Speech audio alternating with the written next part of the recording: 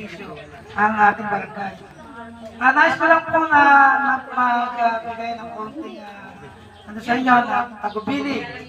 Dahil bagamat alam niyo naman po na ang inyong lingkod ay talaga naman po taos puso ang pagsuporta po sa ating buting mayor Henry Lutaw at ang ating Vice Mayor Junbag de la Cruz at yung kanya pong mga kasama. Kahapon po ay pinoklama na po yung kanyang mga kasama. Ang laban po ito ay hindi po laban ng inyong lingkod, kundi laban po, hindi rin po laban ni Mayor Lutaw, kundi laban po ng ating barangay. Bakit po? Dahil po yung lahat ng mga programa po ng pamahalang barangay, kung sakali pong hindi natin po kasundo ang manunungkulan sa bayan ng Marilao, wala po akong may malusad na proyekto. At lahat po ng mga tulong na ilalapit po sa akin, sisikapin ko po sa inyo na tatiyakin ko po sa inyo na hindi po magkakaroon ng katuparan. Dahil ganyan po ang larangan ng politika. Magkakakampi po. Kahit po sa barangay. Sa barangay po, makikita nyo, mararanasan nyo. Ako lang po yung siguro na barangay na hindi masyado nagtatanggal pag hindi ka panalo. Bakit? Dahil mahal po kayo. Kaya lang, sa tuwing lalaban po, meron pa rin pong sumasalitwat. Diba? Kaya po, napilitan na po ako nung nakaraan itong termino ko, pagdating itong pakatong termino, napilitan na po akong magtanggal. At kasi, kagaya po ng mga nakakwento ako sa inyo, ng mga nakakaraan, mahirap din naman po kasi iisa tayo ng pinapasukan. Pero parang pag tayo nakita, hindi tayo magkakilala. Di ba mas maganda pa yung talagang papasok tayo nang masaya tayo. Pag kayo nasa lubong ko, masayang-masaya ako. Eh kayo man, kung hindi ko kapanalig, sigurado na kalangan kayo sa lubong ko.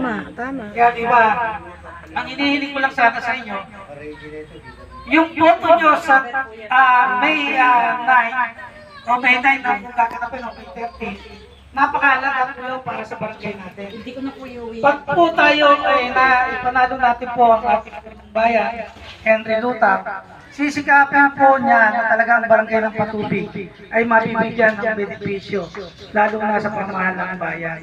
Yun po yung gusto ko pong ipapatid sa inyo, na sana samahan niyo ang laban na to. Kasi sa mga pamilya nyo, Baka nakalive ba? sabihin nyo na talagang pinaka-importante itong laban na to. Alam ko. Iba po yung nakasuso sa tubong D8 kaysa babalik Hindi naka-live yan. Record lang. Tres. Kasi, kaya ko di tres, tila tayo susod sa butas ng karayong nun. Pagka yung mga proyekto ilulusot natin, imbis na dalhin sa atin, baka alisin. Sana kung kagaya ni Henry Lutaw ang mananalo, hindi na may personal.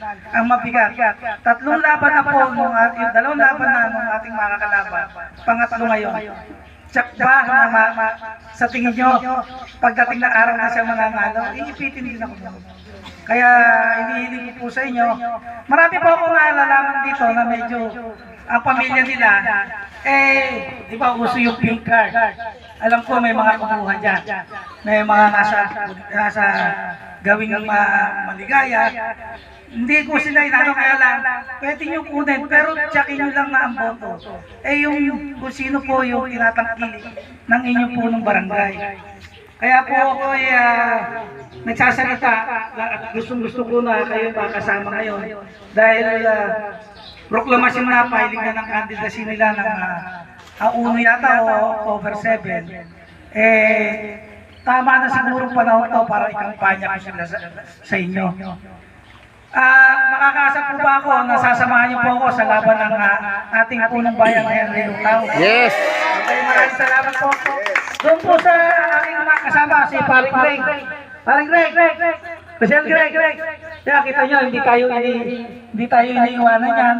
Sila dating kusyal Rodel Mendoza, yung ating tresurero. Talaga naman po kumbaga, nakikisa sa mga programa ng inyong likod. Kaya natutuwa po ako doon sa bata natin. Yung mamaya po, darating po yung tatlo. Si Eddie Boy, si Adrian, at saka po si Ma'am Yoli. Mamaya po, bibigyan po ng habang para po makapagsalita sila. At ganun din po siguro yung ihiling nila sa inyo na